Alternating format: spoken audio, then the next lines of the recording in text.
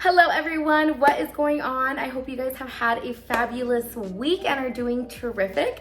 If you guys are new here, my name is Darian, and on my channel you can find nursing related videos, which y'all, I have so much good topics that I am planning to record within the next weeks to come, as well as beauty, fitness, a little bit of lifestyle in between. So a huge goal of mine for this video is to really stay on track as I talk to you guys and I explain to you how I organize my day and how do I set myself up for success with so much responsibilities to complete as a postpartum nurse. So I do want to start this video off by saying that the report sheet that I use was actually created by my preceptor, who literally is just amazing. I went ahead and updated it with a few things that I felt like was just a little necessary to make my day go a little smoother. This is my current report sheet right now. It is front and back. And if you guys are interested in this right here, because I know some of you guys don't know how to create your own, or you just haven't found the one that works out for you, maybe this is it. So I'm gonna go ahead and link this one down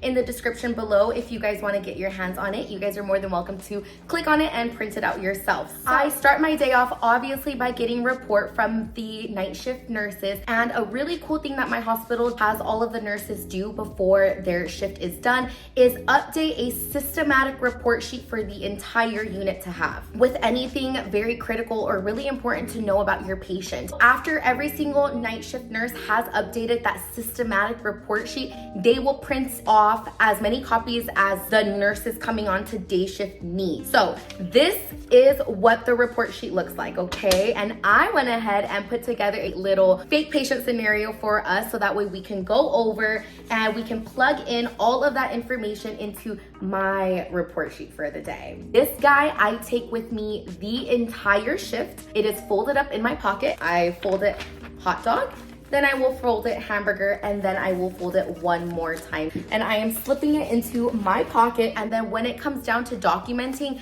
this is coming out of my pocket, and we are putting this right on our desk as we're documenting at the same time. So there is that. I'm going to flip this camera to my desk so that way I could write out exactly how I utilize my report sheet. And I hope you guys find this really helpful. So let's go ahead and flip the camera. All right, y'all. So I could not continue this video without getting my nails done. They looked literally so terrible. All right, y'all. So I went ahead and put together a fake patient scenario. None of this information is true. I just went ahead and put something together so that way we could do an example on our report sheet on how I set it up. I went ahead and proceeded with writing our pretend date so that way we can just do a fake planning out of our entire 12-hour shift. For starters, I do start off my day with 2 different color pens.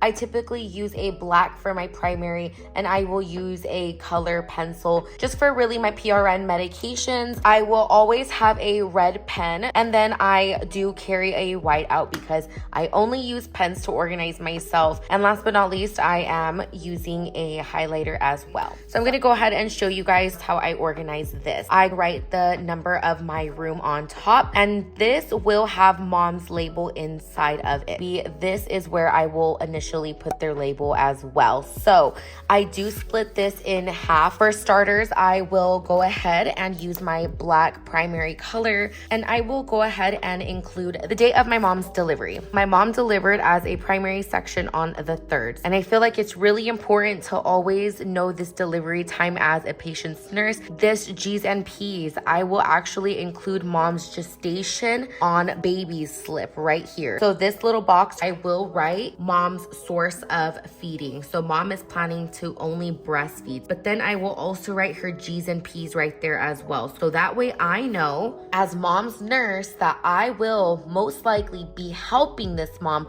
with a lot of one-on-one breastfeeding support because she is a first-time mom. Next, mom does not have any medication allergies. If mom had a big allergy, that is where I will go in with my red pen and I will write latex allergy, and I will circle it nice and big. But for the purpose of this video, I'm gonna white it out, but I just wanted to show you guys a demonstration of what it looked like. Her OB history, she does have anxiety and depression, and the reason that I put no meds here is because my hospital's protocol is to order social work for any history of anxiety, depression, depression, PTSD, anything where the patient may need additional resources, especially if patient does not have medications and patient is not taking anything. So naturally, as her nurse, I know that I'm going to be ordering social work at some point. And at this time as well, if your patient needs any additional things, I would just write them as a little box right here and write them as a task so that way you don't forget that those need to be completed before you leave for the day. Next, the important thing from these labs, I want to stress that she is O negative, okay? So at some point, we need to check baby's blood type throughout our shifts because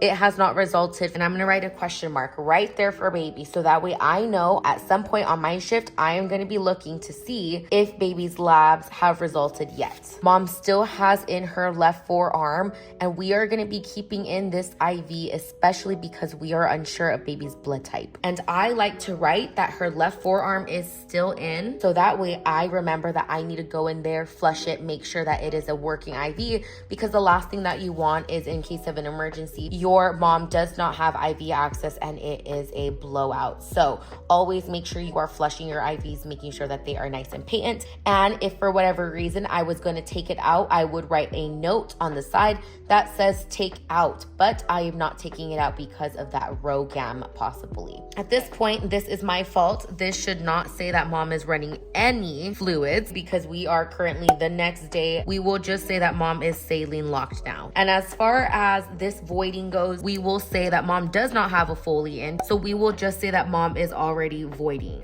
So this next thing is just a regular diet. Mom is not a diabetic. If she was, her AccuChecks would be here. And of course, I would write here that I need to check her sugars. Next thing is these labs. So before she got surgery, she had a hemoglobin of 10.1 and a hematocrit of 38.8. Post-surgery, night shift is supposed to retake the patient's blood. So on my shift, I'm going to make sure that I look at mom's blood loss. So I'm going to highlight it so I look at how much mama lost. Next, mom is closed with a gauze dressing. So I went ahead and fixed it and I wrote pressure dressing. So I will make sure that I write under incision that she is still closed with a pressure dressing. Again, whatever she had, I would write here. And then if I needed to take it off, I would write take off. Also, if mom, for example, had anything that looked abnormal with her incision, I will write it here. So if there was drainage, if I had to outline it, if there was certain smell that was coming from it. And as far as pain goes, a lot of the times this is never updated. So at this point, I never go off of the report sheet for pain or for any of my meds in that case. These right here are certain things that we have our patients do before they leave. So we know that our patient watched the discharge video, completed the birth certificate, and then I have to remind the patient that she needs to do her depression form. So I will write under other, anything that I needed to remind the patient to complete throughout that day, I would simply write it right here so that way I did not forget. Mama went ahead and lost 600 milliliters of blood. They did give her Cytotec NTXA prophylactically. So again, I just want to know this information so that way I could actually monitor her bleeding a little more. Because mom previously was nauseated and that is written on the report sheet, I will write it right here and I will ask mom if she is still feeling nausea. This right here is everything that is pertinent to mom. If mom was on magnesium, if mom had pre-eclampsia,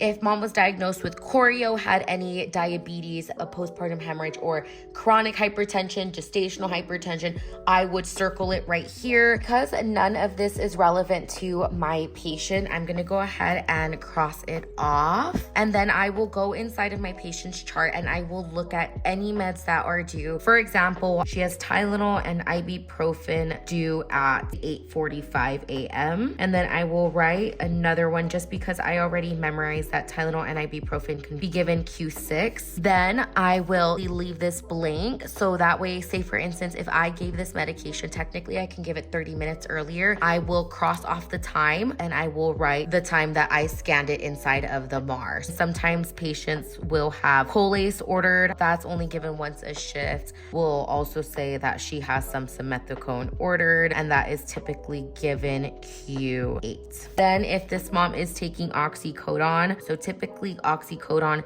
a patient could get Q4 hours. So I will write oxy. I will, for example, put 10:30, she could have her next. But if my patient is regularly taking oxy, I will already write a skeleton just so that way I could fill it in every single hour that I give it to her next. That is typically the way my medications will look throughout my day. Next, I go down my list and highlight what is pertinent to keeping for my patients. So we are not going to be worried about discharging this patient since a C-section is at the hospital for a minimum of 48 hours and not 24 like our vaginal deliveries. BMAT, which is just a task that we have to do to make sure that our patients are not a fall risk. And then IPOX is just to make sure that our patient is reaching all of their goals. And then this right here is our hospital acquired pneumonia, and we are required to chart an incentive spirometer usage for every C-section. So I will write that and I will make sure that I chart that. This result copy I have to do when I'm done charting a full assessment for mom to make sure that all of this information results to all of baby's chart for the pediatrician. So I'm just gonna go ahead and highlight the delivery time and her room number because that is something that I also do. And then as far as this, we just have to make sure that our patient is walking every so often, is sitting up in the chair every single shift. And because we already know that our patient is voiding all on her own, we do not have to collect or watch any of her voids for our shift. This vital sign right here, I will only write 2 squares because our patient doesn't have any history that is needing us to check her vital signs every 4 hours. So on shift, she is a normal Q6 vital sign check. If there is anything that I am needing to ask the doctor, I will write here. The rest of this is really everything that I will fill in when I am assessing my patients. That is the way I will organize this. At 8:30, I assessed this mom, and any times that I gave the medications, I will cross them off. And then if I ever give them at a different time, again, you'll just see me cross it off and I'll write the right time that I gave them. So that way I know the next scheduled medication time is off of this previous time here. So that is the way I will organize mama's day. And then baby's is very fast and a lot quicker than mom's. So we're looking at our baby girl. She's 39-0, so she is a full-term baby. If this baby was, say for instance, LPI or had GBS or choreo,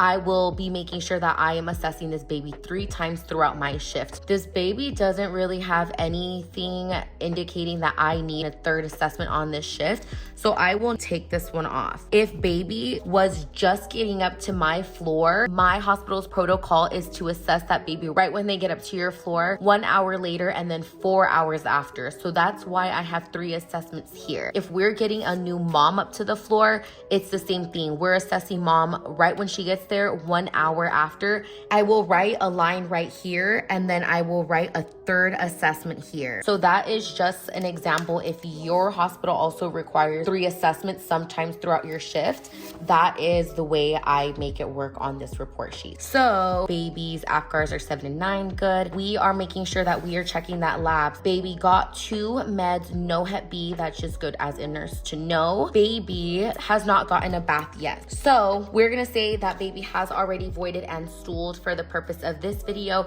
but sometimes if the baby has not voided or stooled at the 24-hour mark, we will call the pediatrician and get them involved. But baby has, so that is great. Baby's current weight is all good. So really, I just want to know that my baby is spitty, and I'm gonna ask the mom, how has baby's spittiness been and what is she needing? As far as sugars go, this is if baby was a blood sugar check. This stands for pre-feed 1, pre-feed 2. Baby is not neither of those for us. This is if we gelled our baby once or twice per protocol, but we didn't, so we can cross that off. If we need to weigh our baby, I have that. If baby was below weight, we would do a car seat test, but baby is not. We know that our baby is already voiding and stooling, so we'll cross that off. If baby still needed to void, I will go in with my highlighter and highlight that. And then baby is 24 hours old. We are going to highlight this 24 hours old mark because we need to take that baby out for 24-hour labs. So technically, this baby should have been taken out of the room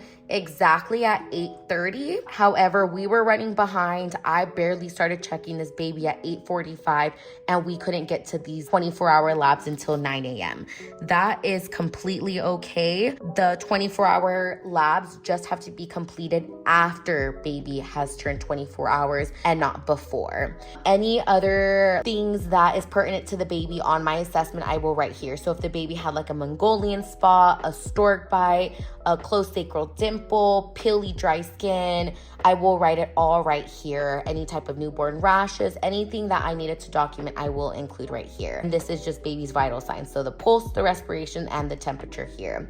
This is, again, IPOC. I'm going to be highlighting this IPOC and then hearing. So hopefully we can get hearing done today. And then I will highlight that lab. Patient will not be going home since they just turned 24 hours. And that is how I will organize my baby. So I really hope you guys found this video really helpful and you guys were able to take a thing or two from it. Again, you guys utilize this to how you need to. This is just how I organize it. This is really what works for me, what has worked for me for a very long time.